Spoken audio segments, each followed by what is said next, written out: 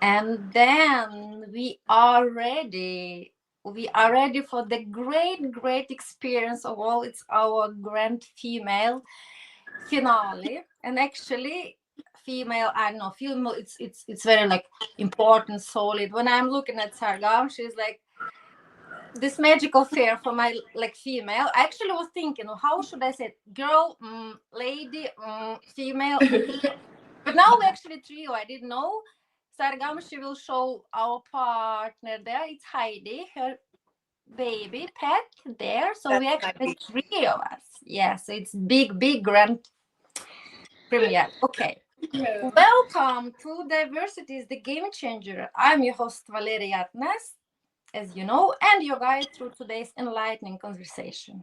And our episode, titled The Grand Female Premiere, features a truly remarkable and incredible, inspiring guest and my very good friend, good son, no, one of my best friends actually. Oh, Yes, Mrs. Sargam Koushal, the reigning queen last year, but for me all years, and Mrs. World 2022, 2023, Sargam, and Sargam's journey from being a school teacher to earning the Mrs. World crown after a 21-year break for India is nothing short of remarkable.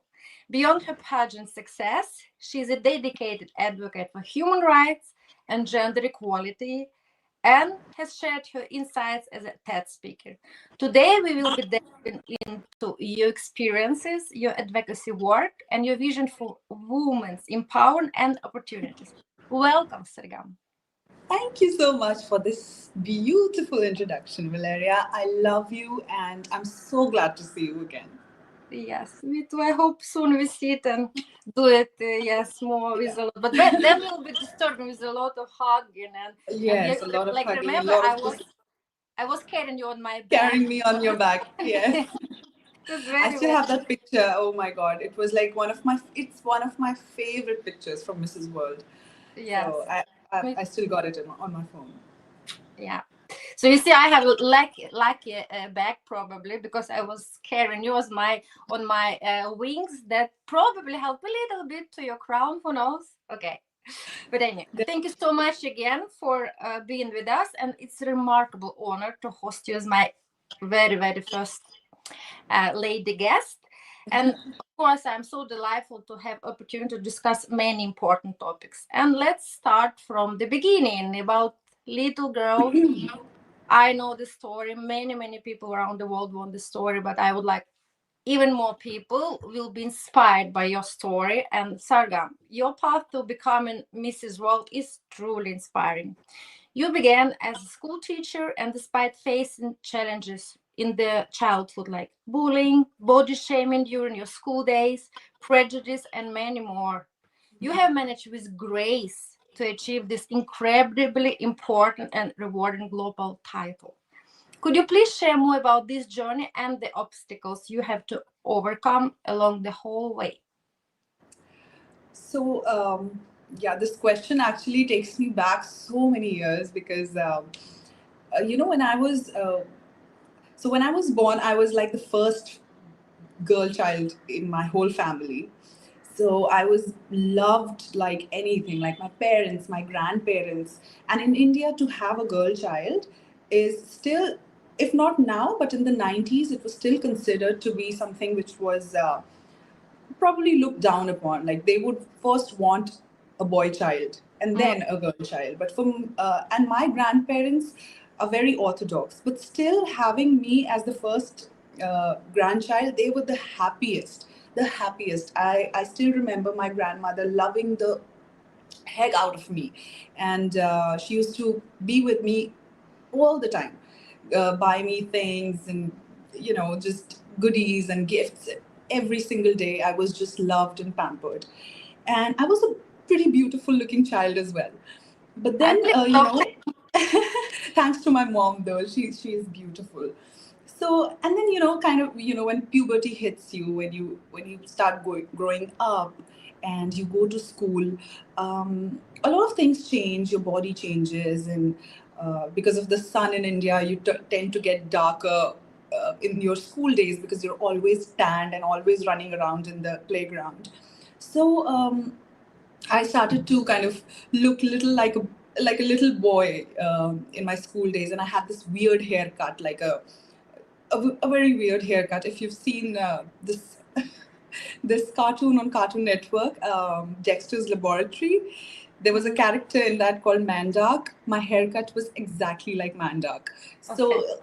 you know, people kind of, kids made fun of the haircut, kids made fun of how thin I was. And I did make friends. I, of course, made friends in school, but none of them really lasted for a long, long time because I don't know, they grew out of friendship with me, or I grew out of friendship with them.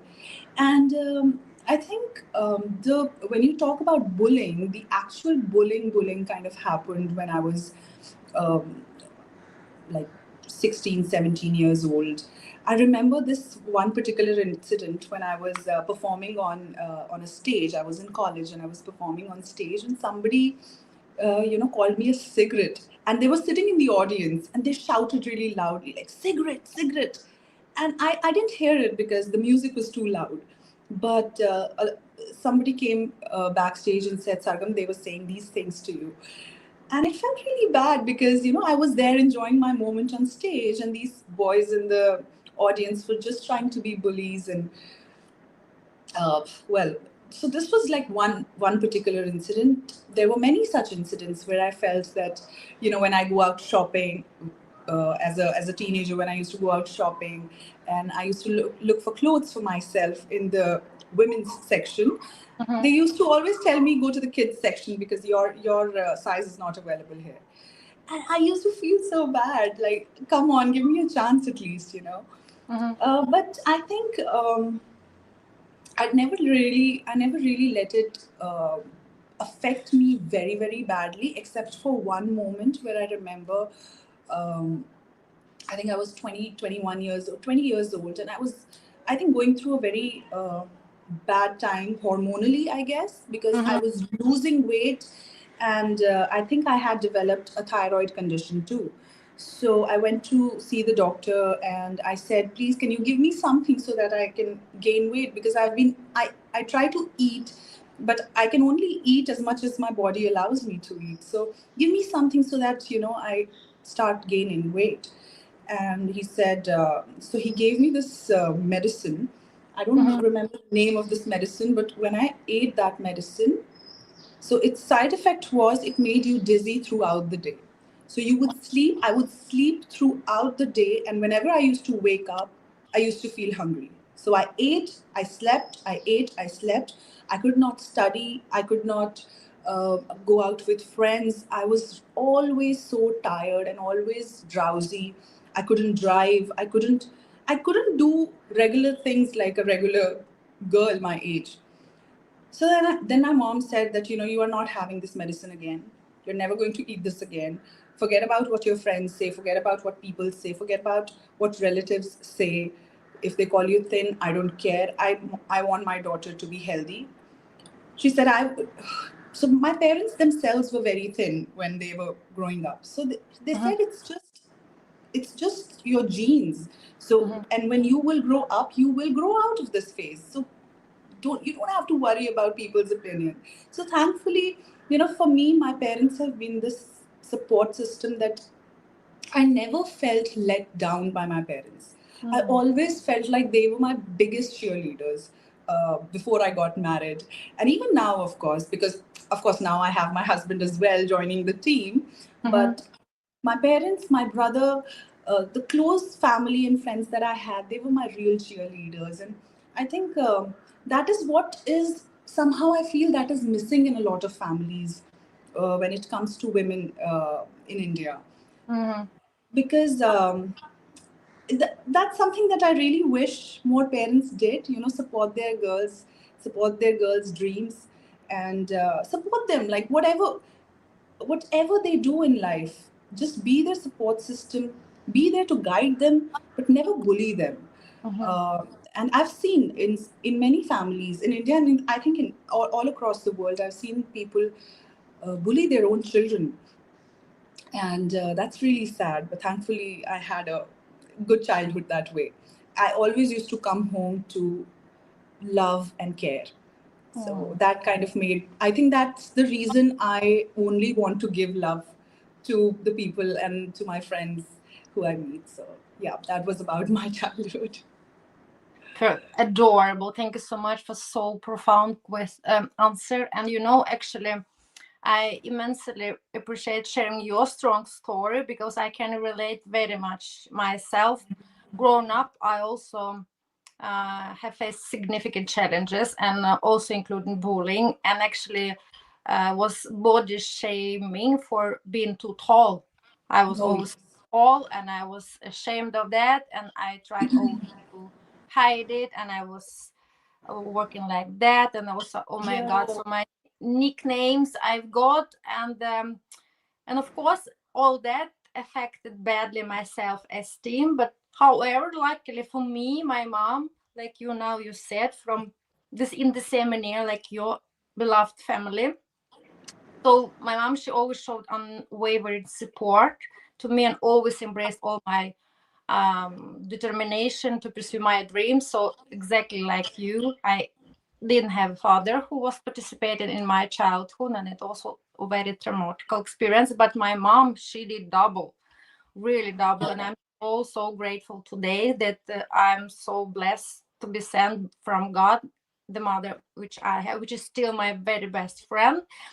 And um and those my journey like yours, like it was filled with numerous barriers and hurdles, but each challenge strengthened me even more. My resolve became even harder, but not Yeah. harder. I didn't become harder like you said. If you actually growing up surrounded by so much love, how then possible can be you want to give something which is anti love? Because of course you're radiating love around you, right? Because if you have got pain, maybe you don't know how to actually produce love, then you probably also share the pain. But if you are really every day like really bathing with love, you want everybody the same feeling, right? So Absolutely. And here I want to also add that, in many families in India, I've seen this thing that uh, father, even though the father is present physically in the family, they always are the head of the family. But mhm, I've never seen them, like most families, I've not seen the men participate in bringing up the child very much.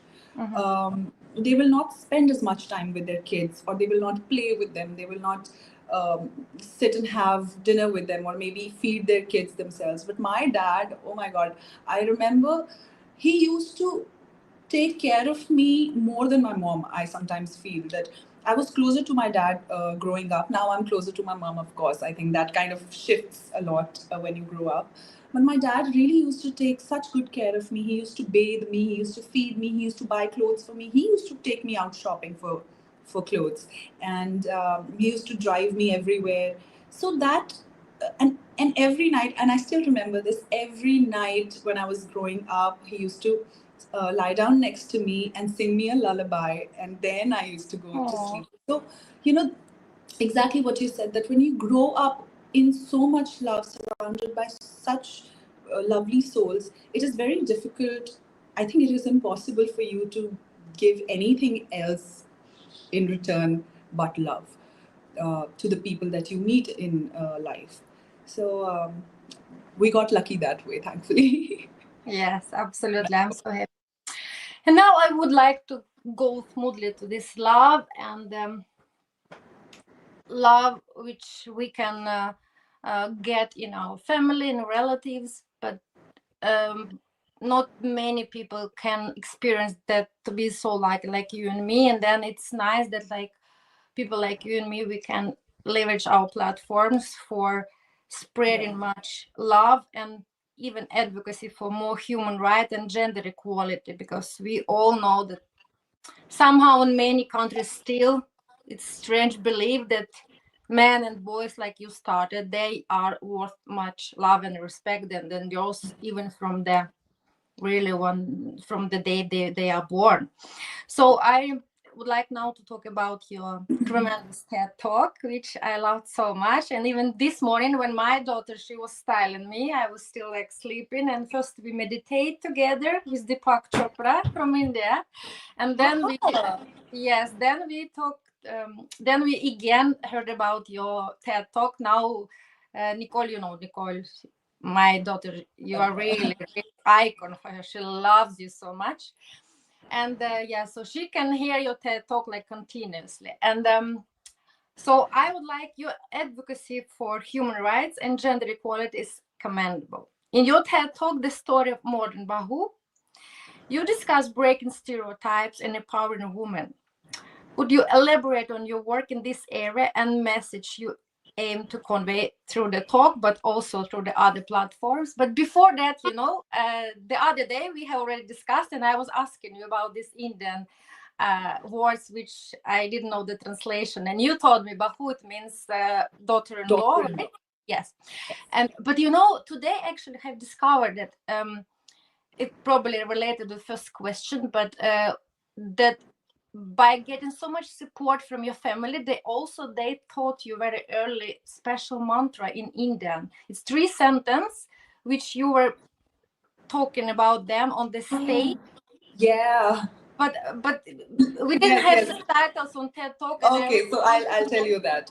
So it's a mantra. It's a mantra for everybody to remember. I think I know it in Hindi because we generally use that phrase in Hindi. It's like लोग क्या कहेंगे ये भी तुम ही सोचोगे तो लोग क्या सोचेंगे. Yeah. और लोग क्या सोचेंगे ये भी तुम ही सोचोगे तो लोग क्या सोचेंगे. So it loosely translates to if you only are going to think of what people are going to think, then what will people think? Do you understand that? So it's like if you are going to do the work of, if you're going to do the thinking work for people of what they are thinking of you, then who's going to do their work? Job, right? Exactly. It's their, so like, let them do their work. Let them do their thinking. Let them be, and you be yourself. Don't do their thinking. Don't do their thinking for them. Okay. You don't have to do that. You do your own thinking. You keep your calm. You keep composed. You keep rocking the world, and let them do the thinking. Okay, you be true.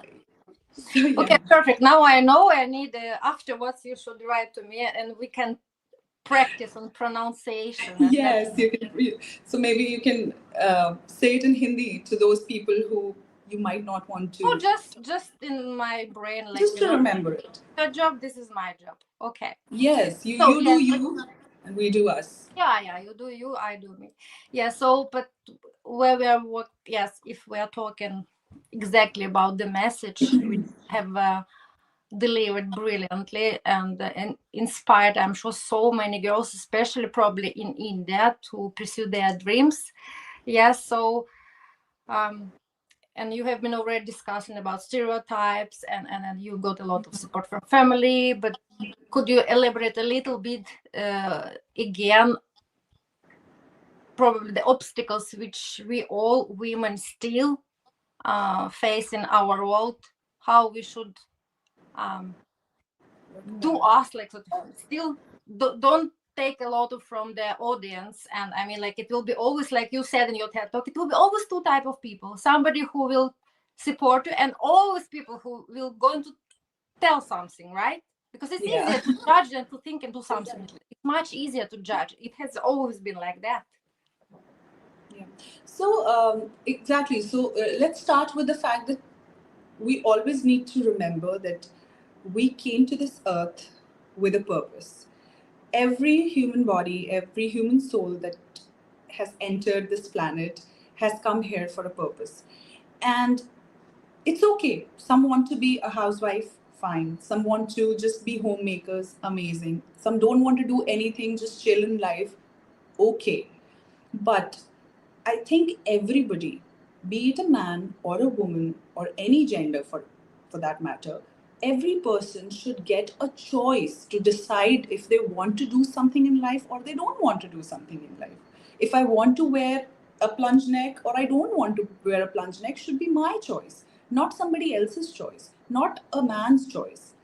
It should not be a thumb rule for everybody. So men in our society, and I think in the whole world, have enjoyed their rights since ages. Yeah. Whatever they wanted to wear, whatever they wanted to do, whoever they wanted to become in life, they were allowed to do that. They had a choice to do things in life, barring some factors wherein, for example, people will say, some men will say that we didn't want to be drafted in the military, but we had to. We didn't have a choice. But the laws were made by men. Those laws were again made by men. Women had no part in that. So maybe if women had a part in that, women would have said that, okay, one boy and one girl from a family will go in the military. But no, that was not the case. So okay, fine. So that's what I think, that every person should have a choice to pursue their purpose, and nobody should be allowed to take that away from them. If my parents would have taken my choice away from me, I wouldn't have been sitting here. You wouldn't have been sitting here conducting this podcast. We wouldn't have been the women that we are today. So, and for especially for countries like India, for countries like these Southeast Asian countries where still the male dominance in the family and in the society is so much that the patriarchy, the system of patriarchy that is there in the society, it is so prevalent that we still have to kind of wiggle our way through um, to the top. And especially for our communities and our countries, it is very important for parents to bring up and to raise daughters exactly, if not exactly, but as equally as they raise their sons. I'm not saying that I want to be out and about all night and party all night and come back home drunk. No, I don't want to do that. But at least give me the choice to make a decision, and at least trust me enough to believe that my daughter, who I have raised, is going to come back home safe because I have raised my daughter right.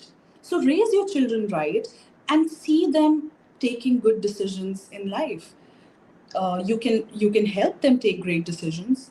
You can try to amend them if they are wrong, but do not stop them from growing. Do not stop them from experiencing. What I've seen these days with the Gen Z parents and with all these new age parenting techniques, soft parenting as they call it, um, when we were growing up, we used to get a handful from our parents. And though I don't advocate getting beaten up by your parents, but I also don't really believe in the kind of soft parenting that parents do these days, because there needs to be a control. You have to amend your children. You have to give them a certain there Bond. should be there should be a condition. Yes, you have to scold them when they are wrong. that's Yeah. that's completely all right. And you just can't let them be. So be parents, be good parents, be considerate parents, be strong parents when needed. And I think that's how our society is going to flourish. um, yeah, and what else can I say? I mean, there's so much to this. Talking about parenting, talking about children growing up, especially when you talk about my advocacy, and even in the TED talk when I was speaking, I felt there are so many different places that need work in women's lives, because gender equality, even today I was just talking to my husband about this, that people have people think that feminism is a bad word. Yeah. Extreme. People treat it so badly these days, because at the end of the day, we are just asking to be given a choice. That's it. Is it so hard to um, give a choice to a woman? Do you think that we are so dumb, or we don't have brain, we don't have any cerebral capacity to make right decisions for ourselves? That's all we want. We do not want to be equal to men. We do not want to take over your jobs. We do not want to annihilate all men and, come out emerging as the strongest woman in the world. No, that's not what we want. We just want to be given the same choices, the same treatment that you've been getting all the time. through these generations. That's all. And I don't think that should be so difficult.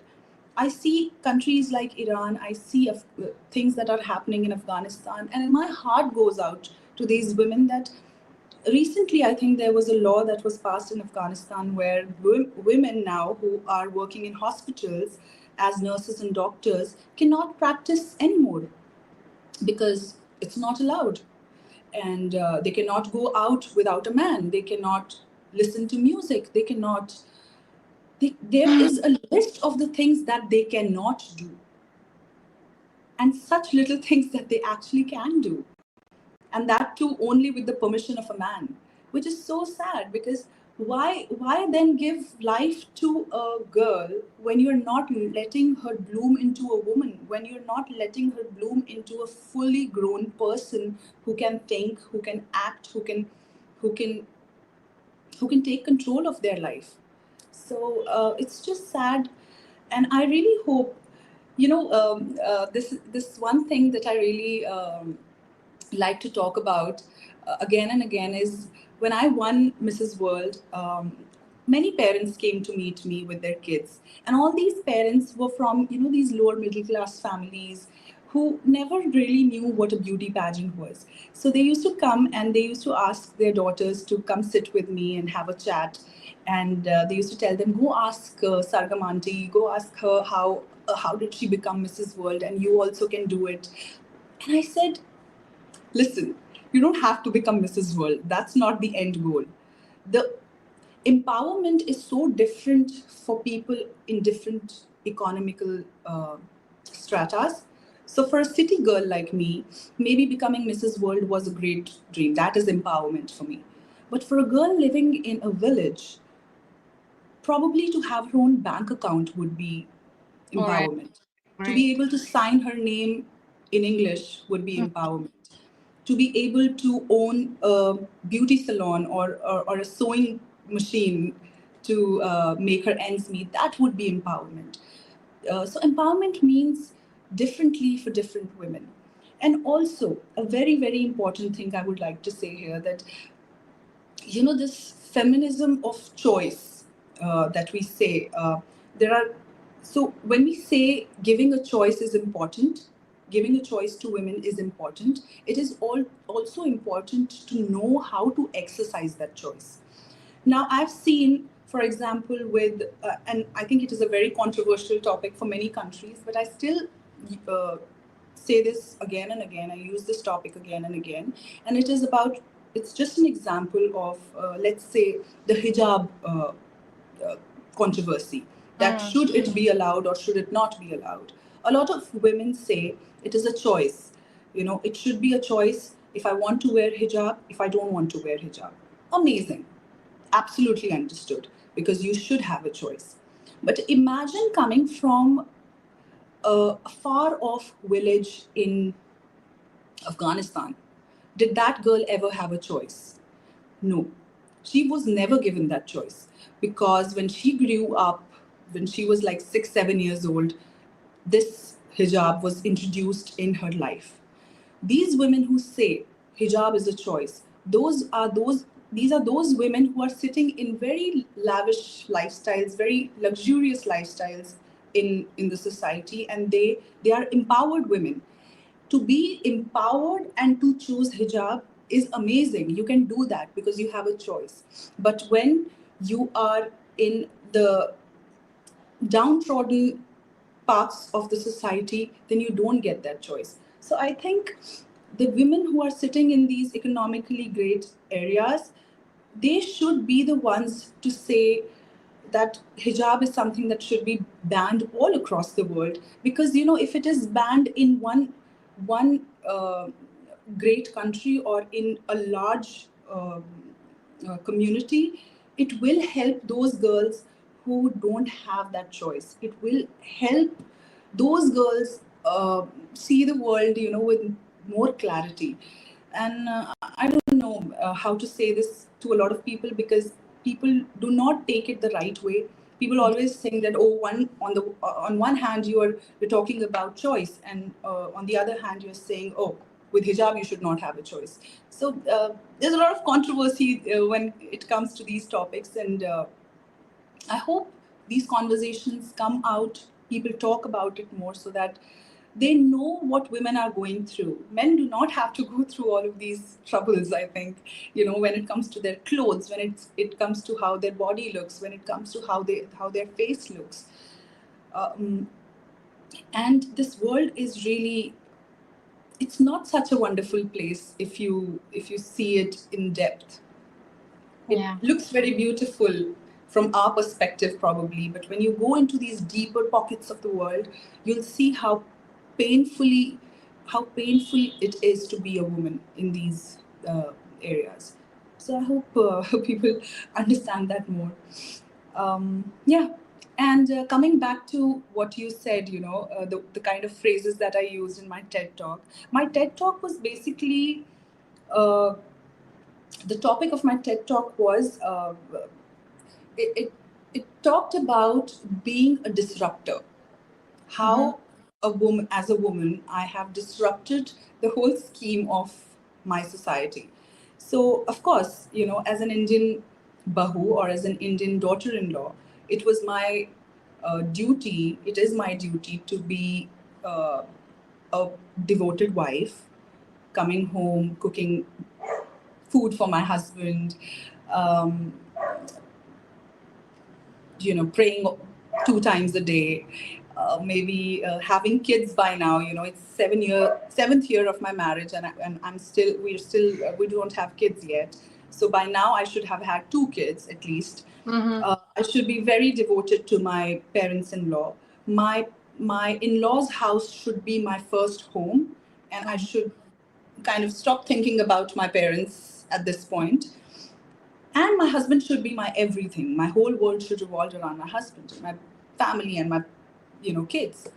But I, on the other hand, chose a line that was completely different to what a regular uh, daughter-in-law would be. So that kind of sparked a lot of controversy when it came to um, families in close network with us, and they would think that, what is this girl doing? I still remember there was a guy, a close relative so he was husband to a very close friend, and he's like, oh, now she's going to be wearing bikinis and swimsuits on social media, and I don't know how her husband's going to take it, how her parents and in-laws are going to take it. And I'm like, that's not all I do. I do other things as well.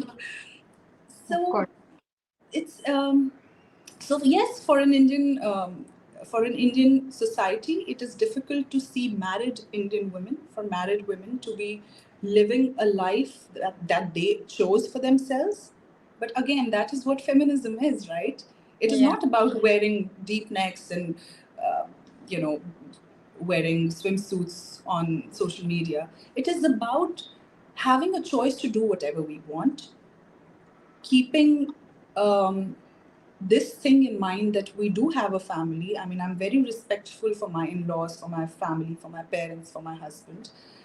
Wherever I go with him, whenever it is, since he's in the military, so whenever I go out with him, I go out as his wife, as Lieutenant Commander Aditya Manohar Sharma's wife. I wear a sari. I am all I'm just this traditional woman that I am. And when I have to do my job, I have to do my job. That's it. So I think that's what people should kind of start understanding more about women. Yeah, I spoke a lot. Thank you so much. And you know me from other domains, so I also love chatting so much, but now I'm teaching myself to be very loving, kind of attentive listener. So I wanted I could like to put my nose so many times, but yes, of course, I'm agree on so many topics with you that yet it's quite ironically, or it's nonsense or absurd. Why is it so that we are the most amazing creatures. We are given the birth to kids. We actually produce these males and females and guys who still like patronizing the world, but ironically we still don't fit in, and we still should bear like the greatest punishment, like you said, that now in Afghanistan and on other countries, right? Like even more and more stricted. It's like really not just in my head. These girls, they don't have life, they have punishment all the time. They're punished for something, but it's we who should be really holy, because we are mothers. We are your mother. You're coming from us. How you can really have the wish to punish your mother, to bring even more pain to your sister, to your best friend, to your mother? For me, it's still, I don't understand. Is it really so bad if we have, just like you said, feminism? It's about choice, and it's actually about freedom to have diversity, which is our subject today, to have diversity of thoughts and minds. That's why we are so beautiful to each other. That's why look at the biodiversity. Exactly. Right? Exactly. It's healthy for ecosystem because it's biodiversity. If everybody was the same, we would be robots. Right, and in biodiversity, we know we should take care, because otherwise it's unhealthy for system, and it can of course cause a lot of pain consequences to us people. But why we don't care at the same way about people? That of course we should be diverse. We should challenge each other. I don't mean compete. I mean, like, really to be assets to each other, right? That's how we grow together, we develop spiritually, and we can achieve so much more together, not by not competing. And the problem is that women have always been seen, women are not seen as a human being, let's be honest. Women are always seen as a womb, or as producing machine. Yeah, as an object. We are seen for our sex. That's what we are seen for. We're not seen as human beings. And once I think people start doing that, cerebrally, we are equal to every other man in this world, because we have a brain as much as you do. We have a heart which feels pain as much as you do. So why would you do that to us?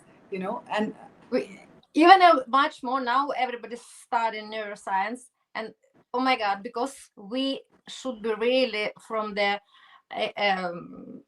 era, like multitasking and taking about children and family, and to the a lot of tasks. So actually our cognitive capacity is even completely wide differently, and we actually can even handle pain on the much more level, because I believe, like, some scientists, they're just joking, if one guy could once experience to give a birth, and they after they show that they're with the weak part of society, no way. Or if a girl or a mother would be try to take her baby away, oh my god, all the fears, all this power and strength which she can show, I can just imagine if somebody would like to come and hurt my baby.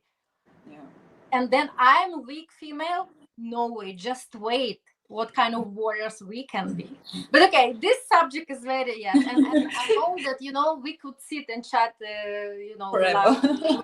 yes, and me and joke and chat much time, and I'm so happy also to know that you also can put your professional career, because you're a teacher, and I'm still believe that the greatest power of all, it's not weapon, it's not, unfortunately sometimes really need to use like strength and power, but it's still education. It's right, we should focus much more that education is really powerful tool for empowerment, and you're really showing the what before you might not through your job, and now we all knows that it's there. We should really focus our efforts, and social media, from one side we can be very, very grateful that now it's easier for many, even girls probably without social media, internet, would never ever had the admittance to find out actually how the rest of the world function. But still we should be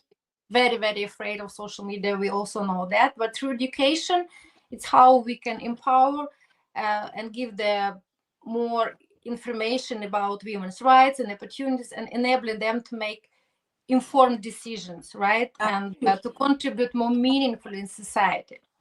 Absolutely. So I would like to take us to a little bit another type of diversity, because we have been talking now about diversity of thoughts and minds and gender equality, which is so important, especially for some countries where girls and women really like minority, and they look at them like really, like you said, it's just machine producing machine, not like, because it's still like, wow, beauty and brain, it's kind of that it should not be possible in the nature. Look at the nature, look at the panther, look at all the beautiful animals, they're gorgeously beautiful and they're so smart.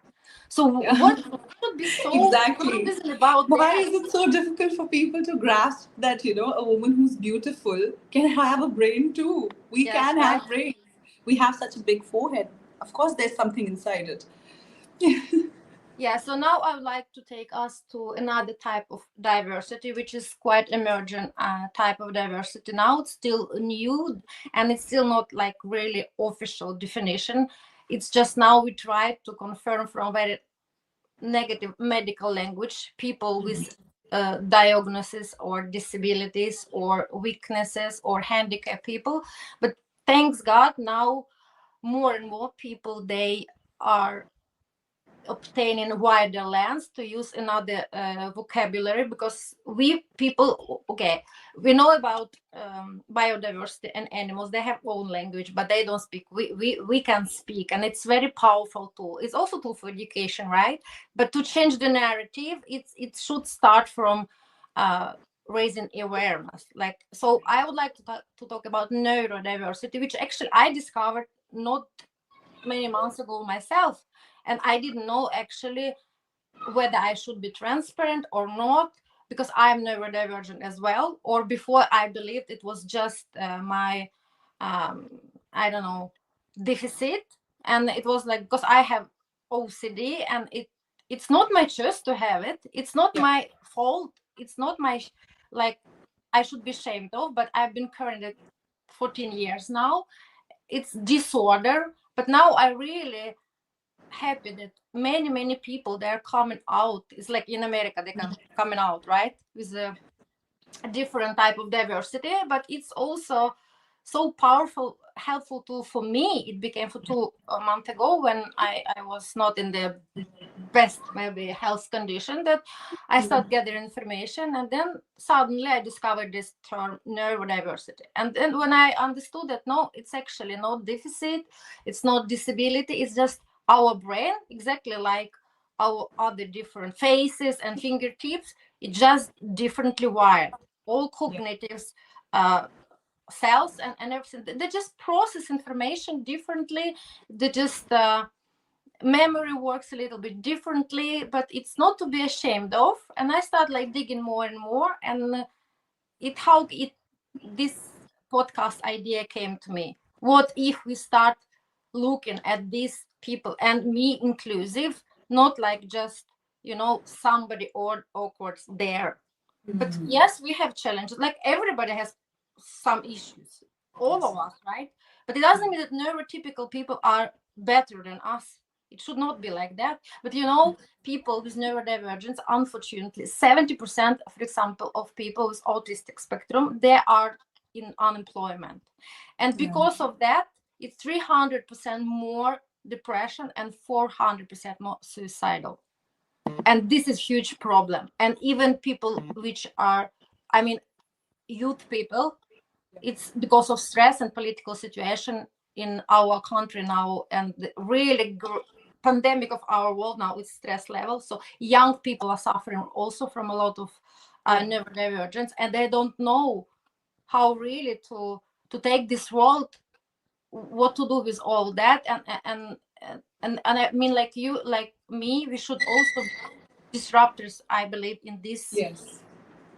So now, as you see, it's my high topic, so now I cannot. Yeah. But now Yes, of course. I'm sleeping. It is a very important topic.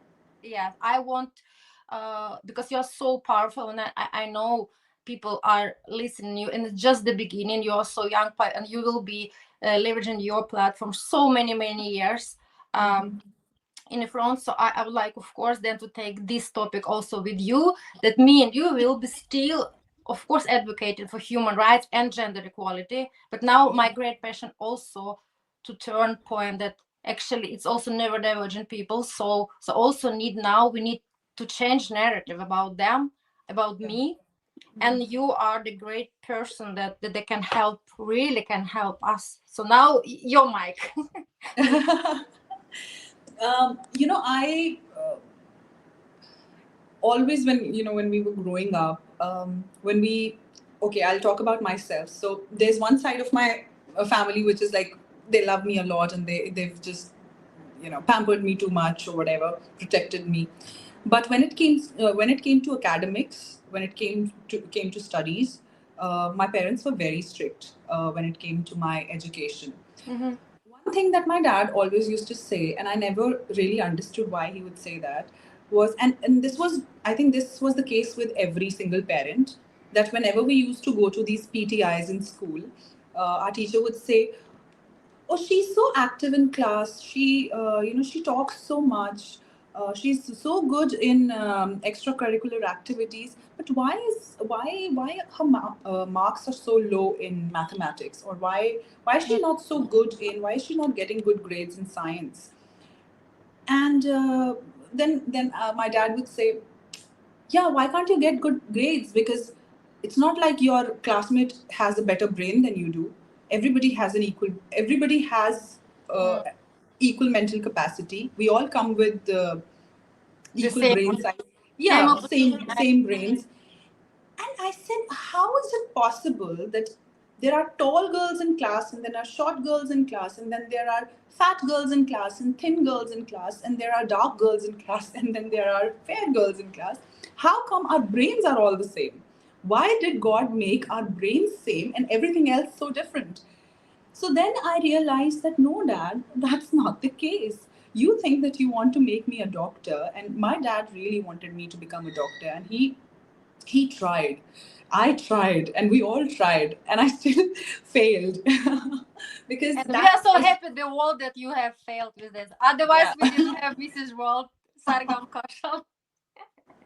So I still tell my dad that, dad, maybe it wasn't meant for me, because I might not be as smart in science or chemistry or other subjects as the other girls who are actually good doctors now are.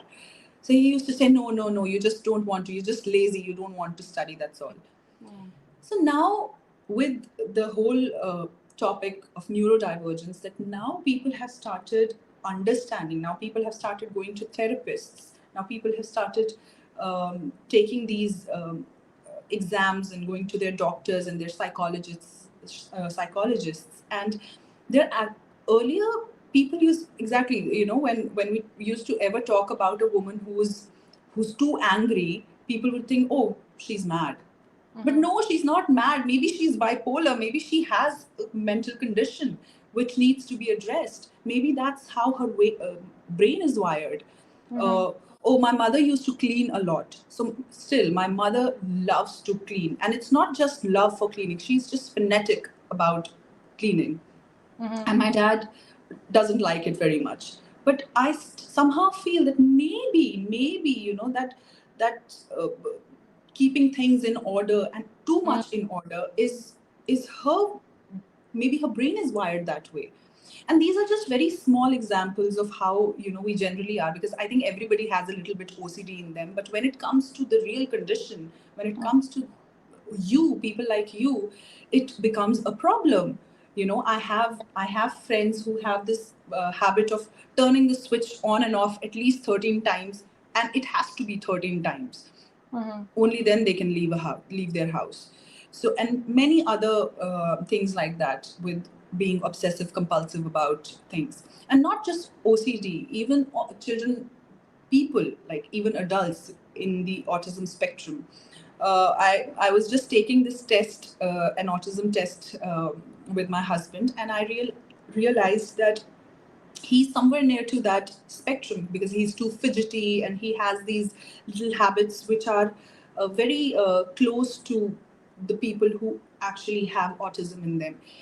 And earlier I used to think, and I used to get irritated by his habits. And I used to tell him to stop them and stop it, don't do it, don't fidget too much, don't do this, don't do that. But then I realized that it's his brain. That's how he calms down. That's how his brain is wired, and I cannot do anything about it. No medicine can do anything about it. It's just how he is going to function for the rest of his life. And I need to make some changes around my life. I have to be more patient. I have to be more calm because I am that person who can be more calm. So I think that is just the smallest example I can give you, because if this is how we try to deal with neurodivergence, with more love, with more patience, with a calm mindset, I think it will be easier for. There will be less suicides. There will be less people who think they deserve to, be put into a mental asylum. There will be lesser people who will be struggling so much in life. And at the end of the day, what do they need? They need a little bit more understanding. They need a little bit more love. And is it so hard to give love, or is it so hard to just sit down and understand and hold somebody's hand and just be like, okay, I'm there for you. It's the least you can do for someone. But again, if you, as I said, if you're coming from love, only then you can give that love. So I think nowadays parents are becoming more educated when it comes to the topic of neurodivergence. Parents are understanding the struggles that their kids go through in school much more than our parents used to. Uh, when I became a teacher, when I was a student, our teachers used to, as I said, in India, it is just very easy to kind of beat the child, and with a stick in the hand. The teacher would always be the strict, very very strict teacher. These days, when I became a teacher, the first lesson that I got from my headmistress was that you are never going to raise your hand on any kid in class. You're never going to raise your voice to uh, to scare a child. You have to treat them with love. You have to treat them with respect, and you have to find a way to solve problems rather than just scaring the kid. And I think I learned a lot while teaching. I had to lose. I used to lose my patience at times, but then again, they're just kids.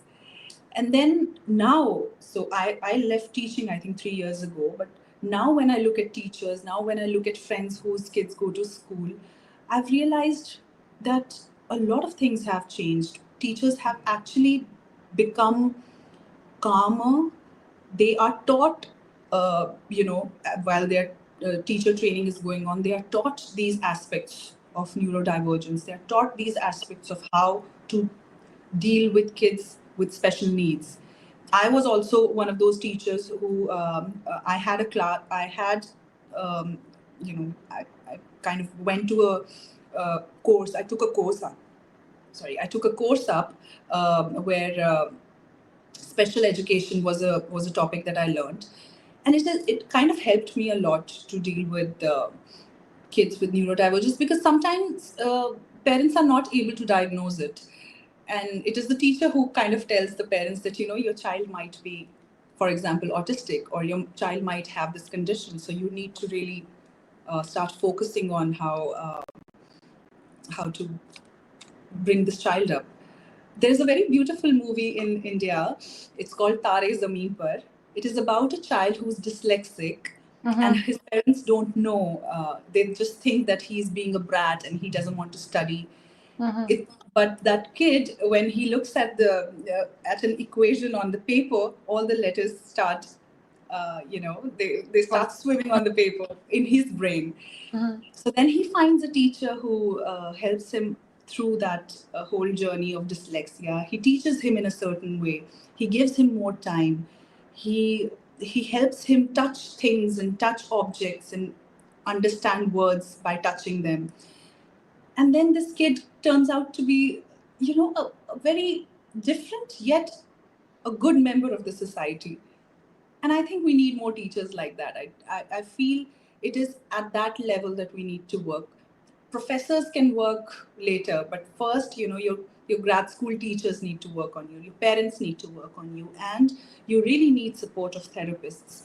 I really, really feel it is high time for people to stop um, feeling that if you are going to therapy, you have some mental issue. No, people should go to therapy. I think regular people should go to therapy. It is very important for them. People who retire from their jobs must go to therapy before coming back home. People who are veterans should go to therapy. People who go to war prone areas, when they come back to their country, they should go to therapy. Therapy is very important, and I cannot lay more stress. I think I tell my dad always, because he is retired now, so I tell him that you've retired from your job. I think you should go to a therapist to understand how to get back into family life again, because he's lived away from family for so long. It is difficult for him to kind of be a part of family again. So there are many disagreements that happen. And this happens with the neurodivergence also, that there are many disagreements because the parents keep thinking, why couldn't we get a normal child? Why couldn't why can't you be more calm? Why can't you be more extrovert? Why can't you do this? Why can't you do that? But dad, my brain is not functioning that way. Yeah. So, I've heard so yeah. many that can you not just put yourself together? I said, yes, I'm doing that, but I have totally different rule book in my head, how I should proceed that and that. And like you said, it's sometimes it's not about what you wish or what you diswish. It's just you can't, because Yeah, we all wish we were, how you can run the marathon if you would probably have, I don't know, one leg or something. Sometimes my mind is completely attacking me or different, or other days it's actually giving me the more talents to create something more, probably because of yes. that, not Yes, despite. and we've seen how creative you are when you are creative. I've seen the creative side of you as well, and I've also, I also have a friend who's, if not exactly like you, but more or less like you, and I've seen her in her bad times, when her OCD kicks in, or when her um, when her that part of her brain kicks in which she just wants to hide away. And I've Yeah. seen her in those times, and I've seen her creative energy also, and I've seen her in the best times being an extrovert, and then I've seen her in times where she just wants to shut herself from the world, and she's this angry and always yelling. But then, again, it all boils down to the fact that a little more love wouldn't hurt anybody. So a little more understanding, and the fact that we're all different, And uh, when, at the cellular level. At the cellular level, we all are different. So we all need to be treated differently. There is no rule book for a no, human no, being. luckily sometimes yes, because it's also like you said, many parents even don't know, because there is some definition like the lost generation of autism, because until 2016 it was not official presented that actually girl, they present and display autism completely differently, because Yes. everybody believe that autism it's either Rain Man or Forrest Gump, or the guy who's sitting cannot talk at all, and you have no contact with this person. So everybody believes this is autism, but autism it's spectrum, like OCD Yes. as It well. is. But girls, they are actually presenting completely different. So can you imagine how many people have been like provided the wrong rule book, because they even was not identified, because identification follows the education and therapy, and then social service at school, Yeah. with job connections and friends and everything, right? So of course now we need just to take more and more speak about openly, said, oh my god, look, maybe you you're just a little bit different. It's cool. You're not like me, but you are totally equal because every single person is a resource. Look at Elon Musk. He is on autistic spectrum. Come on. And somebody that he's just disabled person. Einstein, Bill Gates. No, because exactly earlier when we used to talk about autism, we used to look at, when somebody would say this kid is autistic, we would actually look at a child. We were shown a child who was actually physically or mentally disabled. Like he was far off the spectrum. He was really the worst possible case of autism. But now, when we're talking to when we see more kids and when we're interacting with more parents, we get to know that, yes, I never knew until a few years ago that autism is a spectrum. So then I realized later by studying and understanding. And I think, as I said, it is at a very grassroots level, we need to work at this. Schools basically need to have, I think in Norway and many schools in India, of course, the good schools in India, where the fees is too high for a poor kid to go. There, of course, you have counselors, you have in school therapists who kind of help parents out in understanding if the child is in the spectrum or if the child is neurodivergent in any way. But in India, the schools most of the schools are government schools, and government schools in India are very different from the government schools in the public schools in the West. We hardly have any basic, even the children actually sit on the floor and study. They're not provided good uniform. They don't even have uniforms. They don't have bags. They don't have meals. So, and they're living in these, the worst pockets or the remotest pockets of the country. And from where they are coming from, therapy or counseling, these are alien topics. So what is the government doing for these people? Of course, nothing, because this topic is probably far down in the list of luxury problem. Yes, it is a luxurious problem, if we can say that. So so then these kids undergo all the kind of harassment that they can in school. So that's the tough part.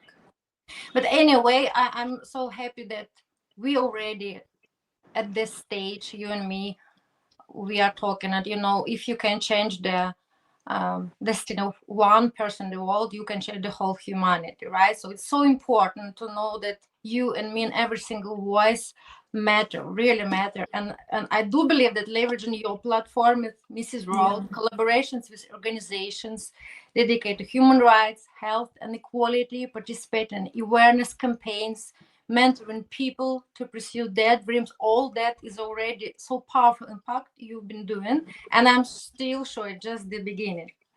So before we wrapping up, baby, I want to ask you, okay, I try always, because my pre-last questions neurodiverse, and it's of course a little bit painful topic, but still we have a lot of hope already, and we raise even more hope every single time we are talking. But I am still like a child inside, and I believe still we need really also believe in magic and in destiny and in fate, right? So we do a lot of ourselves, of course, like this, because your dreams don't work until you don't work, but we need all a little bit magic, this magic powder, right? So and I love fairy tales, and I used to ask everybody in the end, the Aladdin story, right? And the magic lamp, genie, who he was so cool with these wishes, that just 3 wishes, and yes, and still it's a man, right? It's not a girl. But now we changed this domain. Now me. It's our turn. It's our time in this life. So you and me, right? We can grant the wishes. And today my turn. Maybe next time you can grant my wish, but it's just a twist. We still learning. So if it's just one wish, you could wish from me as your Jen from the lamp. What would be this wish for Sargam? It can be small, private, personal, big, global. It doesn't matter, but just one wish. What I want from you as my genie? Yes. Oh, I this is a wow. I It can never be thought joke. about it. Well, I know you want me to come to you. Okay, I know that. But in So addition, basically, if I have to ask for anything, I remember the last time when Nicole wanted me to come to her that ceremony that happened in Norway, and I couldn't make it because, of course, I couldn't travel and I couldn't be her godmother as she wanted me to be. You remember? Yes. So, but oh God, it's such a different question. I never thought of it. But yes, of course, the only thing that I would want is for you to meet me, of course. Because it's been 2 years and I really want to meet Nicole. I want to meet you. I want to meet your dog, Chanel, right? yes. Yes, I want to meet you all. In fact, I feel that with you, I've felt so much warmth from day one at Mrs. World competition that I could not have asked for a better line mate. Uh, I could not have asked for a better older sister. And the fact that even today, after 2 years, you and I sit here and we can just talk about our time, and we can just talk such personal stuff with each other, even off this podcast. The love that I feel for your daughters. I really wanted to be that when you said when you asked me to become Nicole's godmother. I remember I was talking to my husband about it, though we had these government issues that we couldn't do that. But I almost cried. I cried in front of him and I told him that this woman doesn't even know me that much. This little girl, she doesn't know me personally. She's never met me, and still she wants me to be her godmother. I mean, it's crazy. But I can understand now that connection works this way. You meet somebody for the first time, and there are just lightning strikes, and it's just magic, as you said. Pure And bliss and pure love, yes. and you were coming from so much love. I probably was coming with so much love that there was never the competitive spirit between us. It was just we were just two girls having a lot of fun with that little bird in your head, and we Yes. just having so much fun. So my only wish from you is either you come meet me soon or I'll come meet you soon. And the other wish, which is more important for me, I think more than even meeting you, I think the most important wish would be a wish for you to be the happiest that you can be. Oh. I want you to do the best you can professionally, personally. I hope all the health for your family, your husband, your kids, and you. And just the fact that every day that you wake up is a better day than the last day. So that's my wish for you. Thank you. Now you make me cry. And it's true. Oh my God. Now I am sitting in my glasses. It's like, oh. Yeah. Oh my God, I'm so happy. Really, I really feel every day that God, He loves me, and I believe that He's sending me His best angels. And like you said, immediately, you don't need much time when you have this special pure bliss and love. You feel like that, and then like the very single day. So like I said, no, not completed. Of course not. We already so happy to have this opportunity, which many Exactly. We were don't just happy to and never be can there. dream of, right? So we Yeah. already the best time of our lives. So how we can actually put one single second to damage it to be grumpy or I used to look for you when you wouldn't be in the rehearsal room. You were the only person I used to look for, like, where is Valeriya? where is And Norway? Where is Norway? You remember Norway again? and We need to do it again. all my you and even Olivia, Mrs. Switzerland, we were just like this one big happy family. And even today, when I talk to her, so this is the best part of being in a pageant like Mrs. World, Yeah. because it brought me closer to so many different type of women from such different parts of the world. Today I can actually say that if I come to Norway, I have a home there, and I don't even Yeah. have to ask. I just have to call you and say, I'm in Norway, come pick me up, and I Yeah. know you will be Absolutely. ready to do that. I talked to Elysia. She had some issues with her mother's medication, and I had to send those. I kind of sent those medications for her from India, and she was so thankful, so grateful. She said, "Whenever you come to Zurich, you have a home there." And I said, "Yes, I do now." Yes, So like I believe you have all around the world. Oh my God, like exactly. me. So it's like I can go around the world and find a home in every single country, in every single place, and that's what this pageant has given us. It has given us a home away from home. It has given us friendships that would last a lifetime. It has helped us meet women across borders with different mindsets, but still so, still one single goal, one singular goal of becoming better and making the society better just by being who we are and just by preaching this whole love yourself attitude. And that's all. And I think it's the most beautiful thing that this competition could have done for us. I'm so glad that I met you guys. So happy and so blessed. Thank you, dear. I really don't want to leave this chat. I'm No, so I don't. touched now, but we should do it more often and not just now. That's for sure. I will come.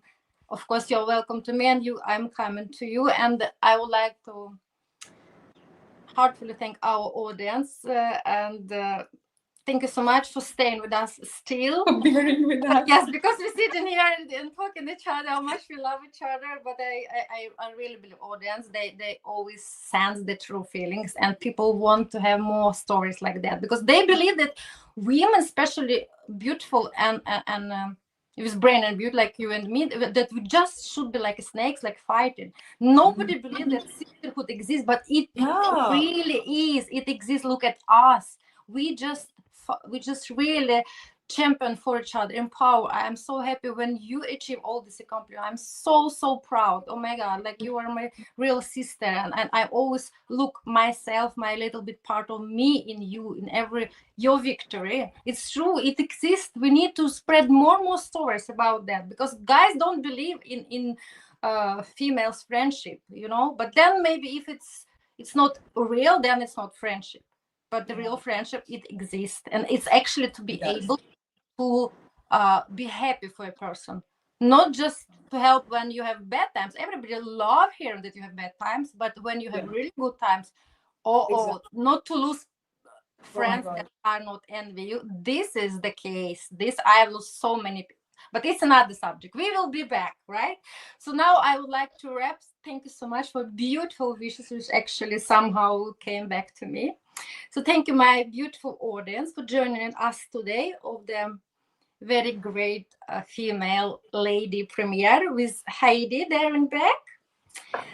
And yes, and Sargam Koushal. And stay tuned for more conversation that inspire and empower. And at the end, speaking about gender diversity, I want to tell every woman in our audience that your dreams are valid and you have the strength to achieve them. Don't let societal expectation limit your potential. Believe in yourself, seek support, and take bold steps towards your aspirations.